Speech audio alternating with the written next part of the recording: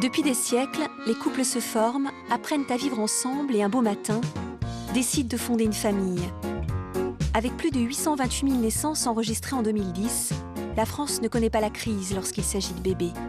Mais si pour certains, le chemin est simple et rapide, pour un couple sur 6, c'est un parcours du combattant qui se compte parfois en années.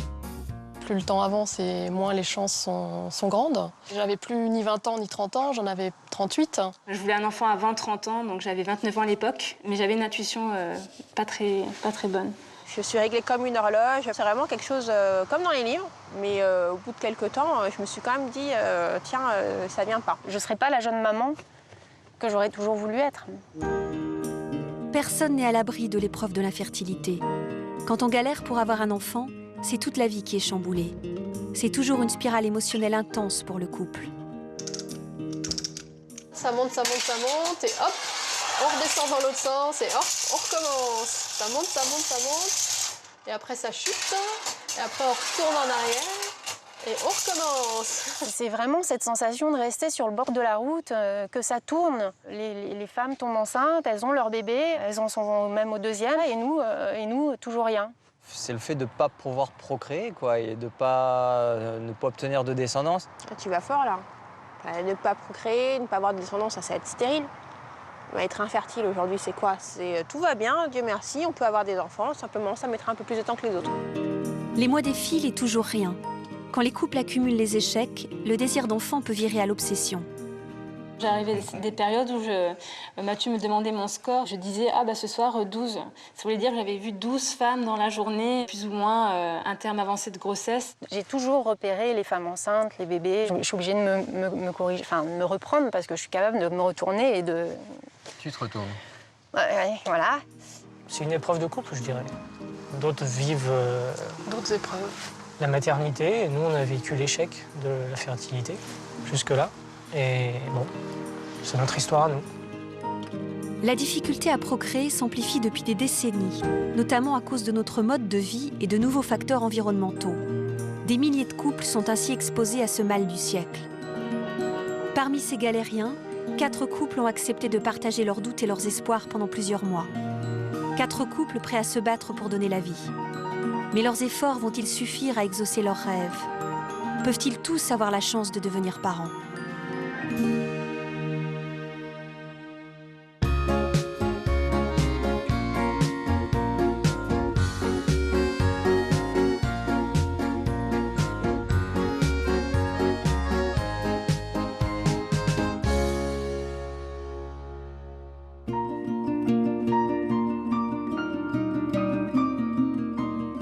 Virginie et Nicolas, ensemble depuis 4 ans, vivent dans un petit village de Normandie.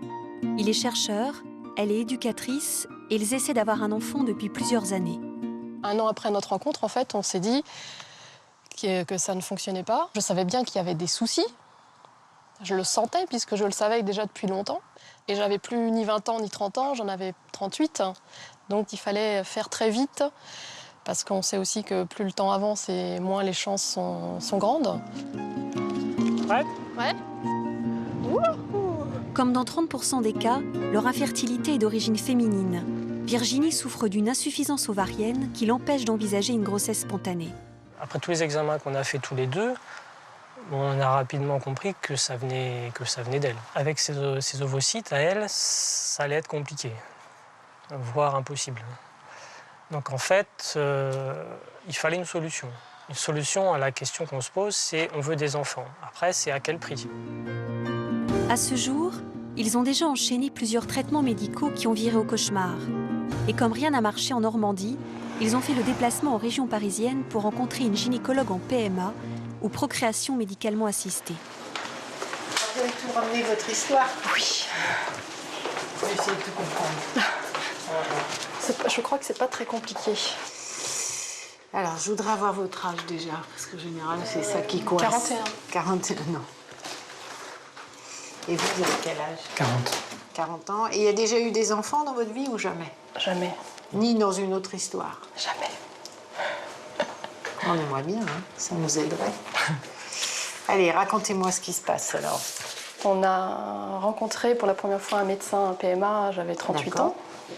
Et donc lui, son discours, ça a été vous êtes jeune, il n'y a pas de problème, vous inquiétez pas, ça va venir, soyez patiente, blablabla. Donc tout ça m'énervait vraiment beaucoup. Et en même temps, c'est paradoxal d'être énervé par rapport à un projet comme ça, qui est un projet où on est dans quelque chose où on veut faire l'amour avec son chéri pour avoir un enfant. Et faire l'amour, c'est plutôt bien. Et alors, qu'est-ce que vous avez obtenu avec ce traitement-là? On a obtenu que le traitement s'est arrêté à J9 de stimulation. Je suis allée voir la sage-femme dans la journée. Allez, respirez, racontez. Et elle m'a dit, elle nous a reçus sur le pas de la porte, elle a dit non, non, non. Ils ont laissé tomber, quoi. C'est dur à porter, tout ça. La société actuelle fait que les femmes ont leur métier, leur histoire, leur profession, pas toujours l'homme de la vie. Donc maintenant, on est libre quand on est une femme, et souvent elles arrivent assez tard.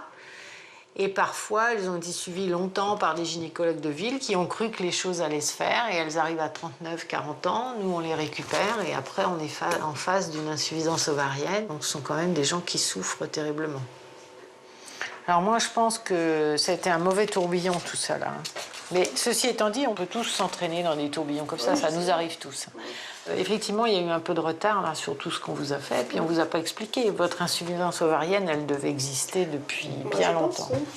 Moi, je pense que le don d'ovocytes, c'est sûrement une solution pour vous et il faut se la garder, mais pas un don d'ovocytes en France. Le succès qu'on a sur les dons d'ovocytes, c'est lorsqu'on accompagne les couples comme s'ils avaient une fille d'ici. C'est ce que je cherchais. Parce qu'il faut que vous connaissiez, il faut qu'on discute, on est là pour assumer vos angoisses, vos déceptions qui sont grandes, c'est sûr. Hein. Au revoir. On l'aura beaucoup. Allez, bon courage. Virginie et Nicolas savent désormais que leur seule issue est le don d'ovules. Encore faut-il qu'aucun événement fâcheux ne vienne ruiner leurs espoirs. Direction Saint-Ouen, en banlieue parisienne, pour rencontrer Raja et Malik, mariés depuis 4 ans. Il est ingénieur, elle est assistante commerciale et ils essaient d'avoir un enfant depuis plus de 3 ans. Face à l'attente, ils ont effectué un premier bilan de stérilité qui n'a rien révélé d'anormal. J'ai consulté mon gynécologue. Elle nous a adressé un de ses confrères qui était spécialisé dans les problèmes de fertilité. Et c'est là qu'on a fait, qu'il a refait son spermogramme qui est arrivé un petit peu inquiétant. C'est pas de très bons résultats, mais en tout cas, c'était franchement différent de ceux qu'on avait eu auparavant. Et ça a donné une piste sur notre problème. Malik souffre d'oligo-asténotératospermie. En clair, ces spermatozoïdes sont peu nombreux, peu mobiles et la plupart d'entre eux sont anormaux. Comme dans 20% des cas, c'est chez l'homme que ça coince. Et oui, l'hypofertilité n'est pas exclusivement féminine. Limite, on se sent la moitié d'un homme, ou moi qui en plus assez macho, etc. en temps normal, c'est peut-être mon côté méditerranéen ou autre, mais je suis tombé d'eau. Ça tombe vraiment comme un coup près, parce qu'il ne s'est pas forcément posé la question. Ça allait de soi. L'homme va connecter directement à sa sexualité, au plaisir, à la performance. Donc ça va avoir un impact énorme sur sa sexualité. Où il va essayer de fuir, où il va porter la culpabilité. C'est le fait de ne pas pouvoir procréer, quoi, et de ne pas obtenir de descendance, etc. Tu vas fort, là. Ne pas procréer, ne pas avoir de descendance, ça va être stérile. Être infertile aujourd'hui, c'est quoi? Tout va bien, Dieu merci, on peut avoir des enfants, simplement ça mettra un peu plus de temps que les autres. Les hommes vivent en général plus mal leur infertilité car ils la confondent avec virilité. Ils ont même tendance à se réfugier dans le silence alors que la parole constitue une étape vers l'acceptation. Non, ça va? Tranquille. Ça va. Et toi, bien? Ouais. Ça doit faire au moins 2 ans. 2 ans qu'on essaye. Parce qu'en plus, ce problème, il vient plus de chez moi que d'elle, quoi. Ah ouais? Ouais. Je suis pas stérile, mais presque, quoi. Et il y avait déjà ça dans ta famille? Non, justement. C'est pour ça, c'est d'autant plus tabou. Tu sais, limite, j'ai l'impression comme si c'était une tare, quoi. Oh, mais... moi, j'en connais autour de moi à qui ça arrivait. Et tu sais comment c'est chez nous, en plus. Bah, les rebeux, là, dès que tu te maries, tac... ouais, ils attendent alors, tout de suite un enfant. Un enfant. Ils tuent avec les enfants, etc. C'est quoi les examens que tu fais, etc. Ah, m'en parle même pas. Le pire, de chez pire, je crois, c'est tout ce qui est spermogramme, etc. Tu te retrouves dans une salle, avec le truc 2-3 affreux. revues X, éventuellement un film.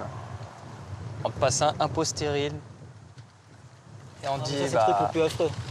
on dit vas-y, dès que t'as fini, bah, tu nous ramènes le Ah, pot. c'est affreux. Et... Oh là là. Ah, mais c'est pour ça que tu m'en parlais pas. Ah non, mais... Parce que tu savais que j'allais un peu de chambrer, etc. Ça là-dessus, c'est même pas la peine que je vous en parle. Je savais que j'allais me faire torpiller tout de suite.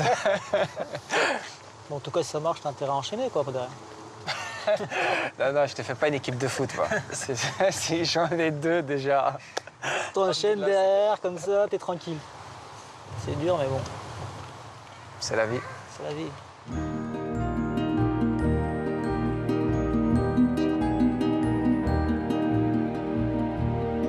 À Toulouse, nous rencontrons Émilie et Mathieu, respectivement profs de danse et dessinateurs industriels, amoureux depuis plus de 2 ans.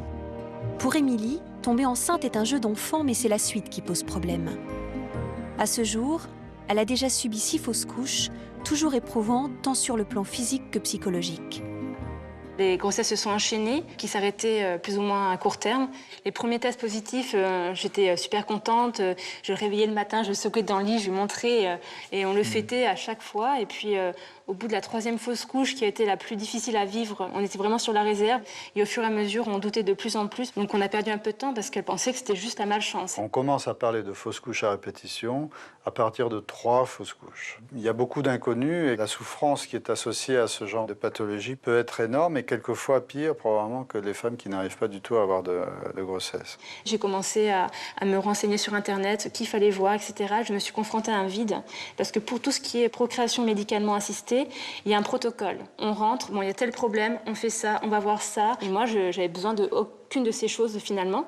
J'avais juste besoin qu'on trouve ce qui n'allait pas dans ma façon de fonctionner, voilà, pour garder les enfants. On ne retrouve une cause, si vous voulez, à ces fausses couches à répétition que dans à peu près 50% des cas. Ça veut dire qu'il y a la moitié des cas où, malgré tout le bilan qu'on peut faire, tout est absolument normal. Alors, il y a des causes qui sont connues, on connaît des causes génétiques, il y a des causes anatomiques, des femmes qui ont des anomalies d'utérus, etc.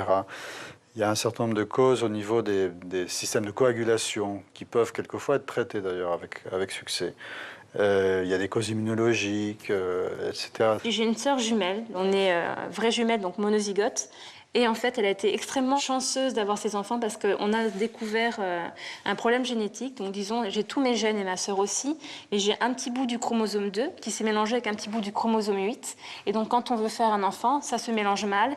Soit ça fait des fausses couches, soit ça fait un enfant qui est complètement normal, ou un enfant qui a la même translocation que moi, de 8, mais équilibré. C'est-à-dire il a tous ses gènes, mais dans le désordre. Et il aura les mêmes problèmes que moi. Donc là, c'est quand même plus facile d'avoir de l'espoir quand on connaît l'ennemi à combattre. Émilie a enfin trouvé la cause de ces fausses couches à répétition. La prochaine étape est maintenant d'arriver à mener une grossesse à terme. Direction Rennes pour faire la connaissance de Nolwenn et Jérôme, ensemble depuis plus de 3 ans. Il est ingénieur, elle a été éducatrice et il rêve d'avoir un bébé depuis 2009. À partir du moment où moi j'ai été OK pour qu'on se lance dans l'aventure bébé ensemble, je me disais, voilà, dans 1 ou 2 mois, ce sera le début. Enfin, j'étais sans doute très naïf par rapport à ça. Jusqu'à présent, toutes leurs tentatives sont vaines et ils désespèrent de devenir parents. Leur attente est d'autant plus douloureuse que les bilans médicaux n'ont rien donné. Si 40% des infertilités sont mixtes, environ 10% sont inexpliquées, comme celle qui touche Nolwenn et Jérôme.